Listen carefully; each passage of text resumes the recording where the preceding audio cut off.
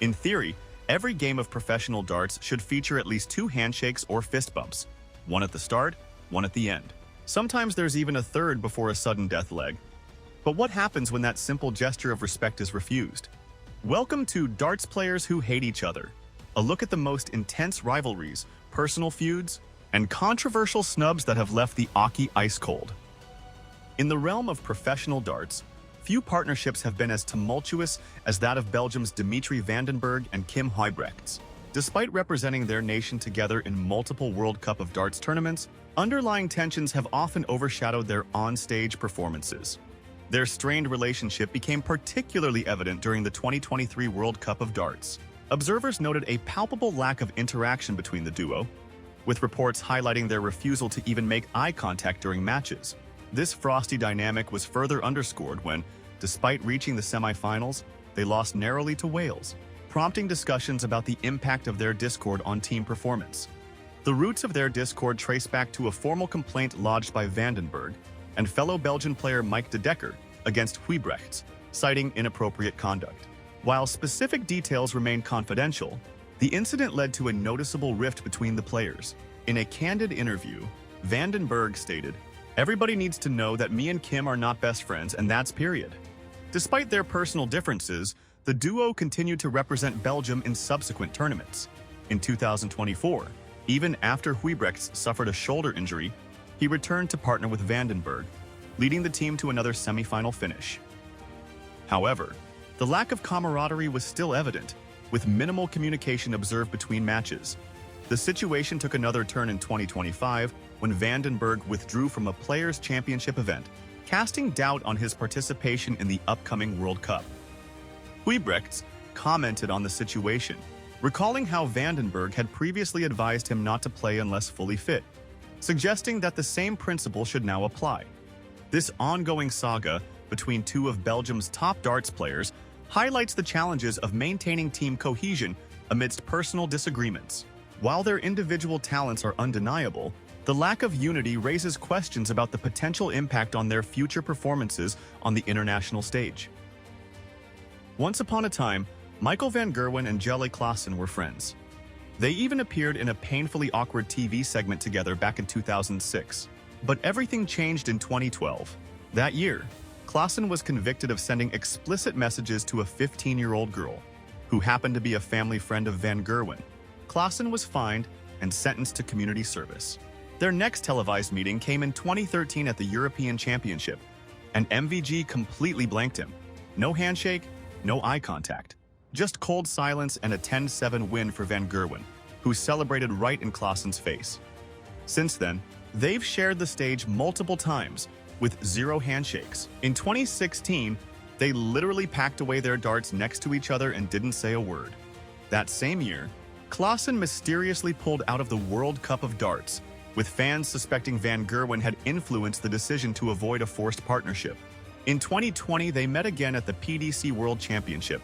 Still no handshake. Afterwards, MVG said this, "We have a past. I hate him. I don't want to lose to him, that's why it's tough." Even in 2022 on the Euro Tour, still no handshake.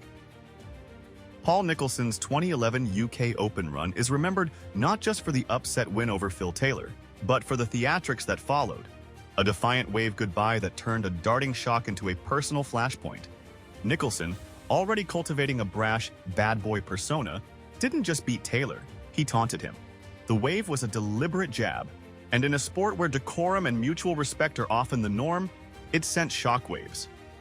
Taylor, never one to let disrespect slide, branded Nicholson very, very silly, and the tension was set. Their next meetings, particularly the one at the European Championship, were dripping with that animosity. While Taylor regained control with a 10-7 win, the psychological warfare lingered.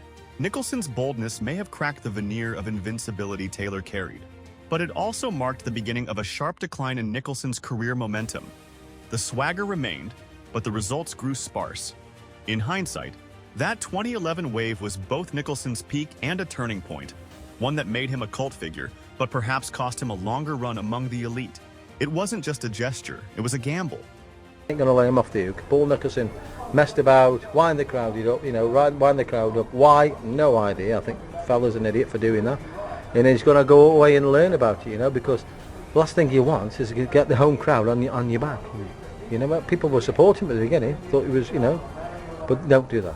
In the 2022 PDC Europe Super League final, things got heated between Florian Hempel and Nico Springer.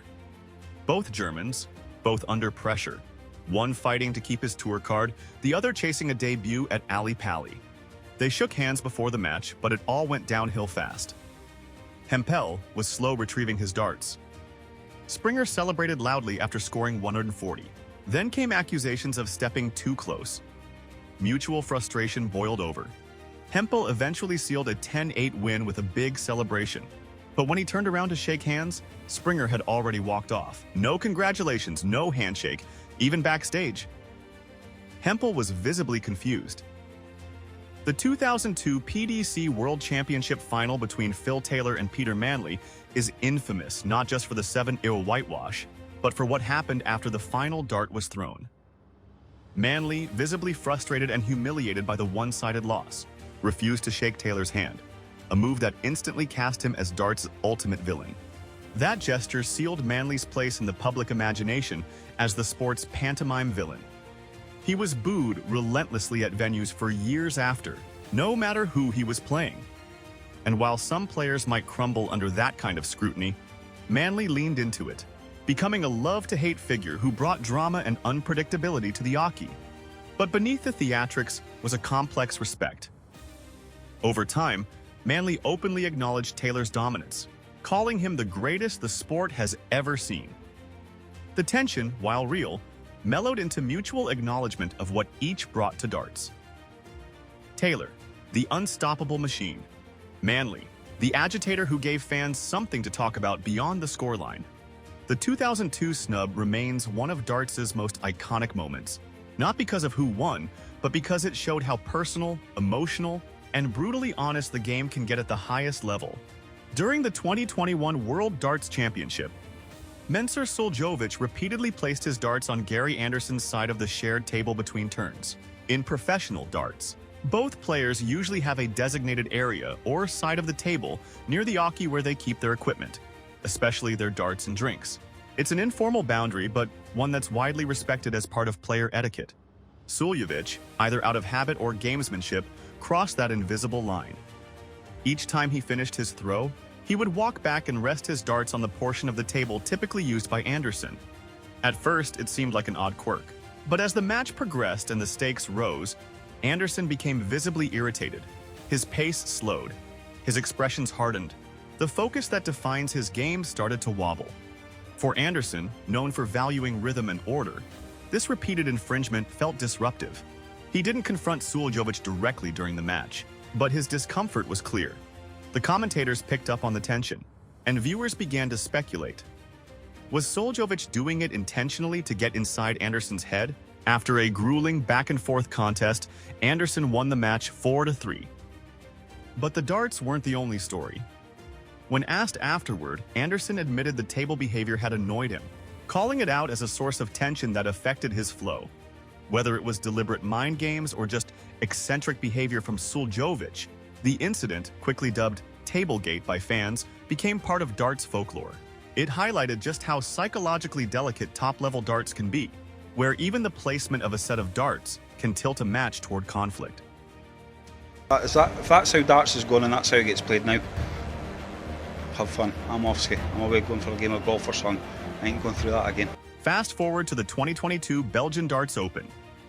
Niels Zonneveld versus Peter Wright in a dramatic second-round clash. Zonneveld starts hot and celebrates hard. Wright, not impressed.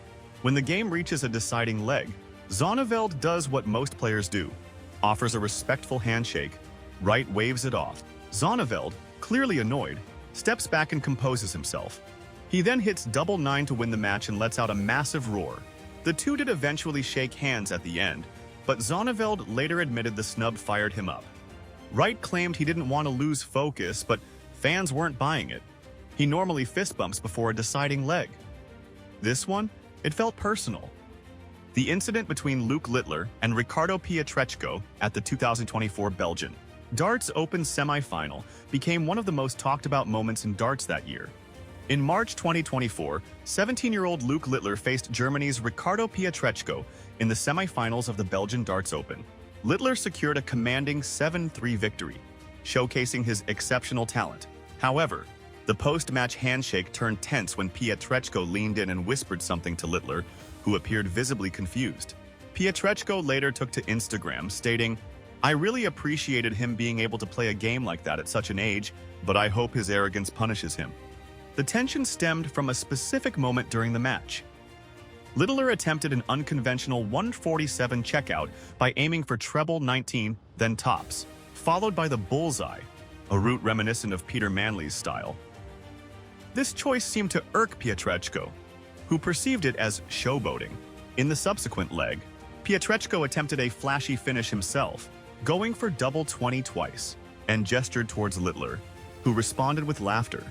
Littler, puzzled by the confrontation, stated, "No idea what I did wrong, no idea what he said. He said something, then don't do it again." Despite the incident, he maintained his composure and went on to win the final against Rob Cross, hitting a 9-darter in the process. Pietreczko later issued an apology on Instagram, admitting he got a little bit too emotional and overreacted in the game. Few rivalries in darts history captured the raw energy and personality of the sport like that between Bristo and Jockey Wilson. It wasn't just about trophies or rankings. It was a battle of character, class, and style that defined darts during its most transformative era. Bristo, known as the crafty Cockney, was the sport's first real showman. Charismatic and cocky, he thrived on mind games and psychological pressure, always looking to get inside his opponent's head before a dart had even been thrown. He embodied the London swagger and wasn't shy about letting everyone know how good he was, or how inferior he thought others were. Jockey Wilson, by contrast, was all grit. A tough, no-nonsense Scotsman with a heavy throw and a heavier sense of pride, Wilson represented the game's working-class roots. He wasn't interested in spectacle, he was there to win. There was no polish in his presentation, but in his prime, he could dismantle even the most polished players. Despite their mutual respect for each other's talent, tension between them was ever present. Bristo's needling comments and calculated bravado frequently rubbed Wilson the wrong way. Their relationship came to a head in one infamous moment following a particularly heated match. As the story goes, Wilson, fuming in a hotel afterward, threatened to chop Bristo's head off. Whether said in jest or in rage, the quote has become part of darts folklore, symbolizing the combustible nature of their rivalry. Bristo himself later admitted just how much Wilson got under his skin. "I hated losing to Jockey," he said. "He wasn't polished like the rest of us, but he could destroy you." And destroy he did. Wilson's victories over Bristo were not just personal triumphs, they were televised. Statements that raw talent and heart could beat even the most psychologically intimidating players. Their rivalry was never just about the game on the board. It was a theatrical, emotional drama that brought viewers in and helped elevate darts from smoky pub corners to primetime TV. When Bristo and Wilson met, it wasn't just a match, it was a clash of identities, of two men who couldn't have been more different yet somehow brought out the best and worst in each other. While their off-stage relationship was rarely warm, what they shared on the ockey was something greater than friendship. It was legacy. They were two sides of the same coin, and together, they helped shape an era of darts where personality mattered just as much as precision. At the 2020 Players' Championship Finals, a notable incident occurred between Mervyn King and Michael van Gerwen that highlighted the tensions arising from on-stage celebrations in professional darts. During the final match, Van Gerwen's exuberant celebrations after key moments appeared to irk King. Known for his intense focus and preference for a composed playing environment, King seemed visibly annoyed by Van Gerwen's animated reactions. At one point, King even mimicked Van Gerwen's fist-pumping celebration, a gesture that underscored his irritation. Despite the apparent tension, Van Gerwen secured an 11-10 victory over King in a closely contested match. In March 2024, 17-year-old Luke Littler faced Poland's Kristoff Ratiski in the second round of the Belgian Darts Open. Littler secured a commanding 6-3 victory, showcasing his exceptional talent. However, the post-match discussion centered around a peculiar incident during the game. While leading 2-1 in legs, Littler noticed Ratiski drinking from his water bottle. Visibly irritated, Littler shook his head, gestured towards Ratiski, and placed the bottle on the floor before opening a new one. He later commented, I saw him drink a bit of my water. I saw him do it again, so I just put it on the floor, trying to get to me. If he is, then fair enough. I'm just glad to get the win.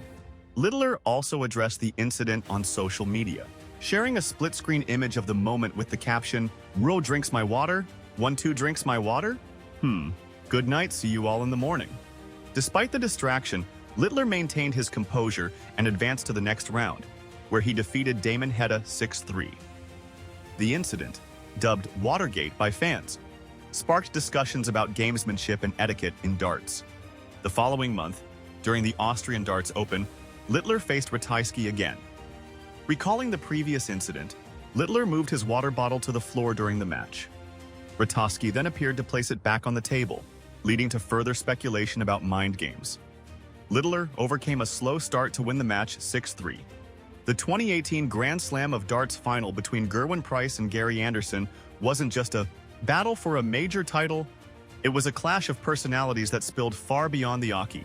What unfolded that night in Wolverhampton would become one of the most controversial moments in modern darts history, and it permanently shaped Price's image in the sport.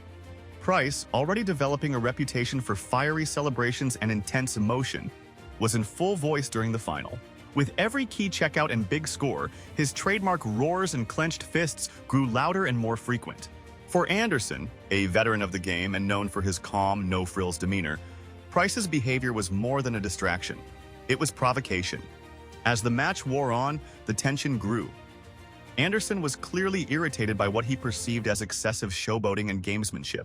The flashpoint came when the two players exchanged words mid-match, and Anderson eventually shoved Price, a physical confrontation rarely seen on the darts stage. When the match ended in a 16-13 victory for Price, the animosity remained. There was no handshake, no words exchanged, just a frosty, unforgettable finish. In the aftermath, both players were fined by the Darts Regulation Authority, but the harsher penalty went to Price, who was hit with a $21,500 fine for bringing the sport into disrepute. The punishment, along with his behavior during the match, solidified his role as darts' modern bad boy, a love him or hate him figure who brought passion but also polarizing theatrics.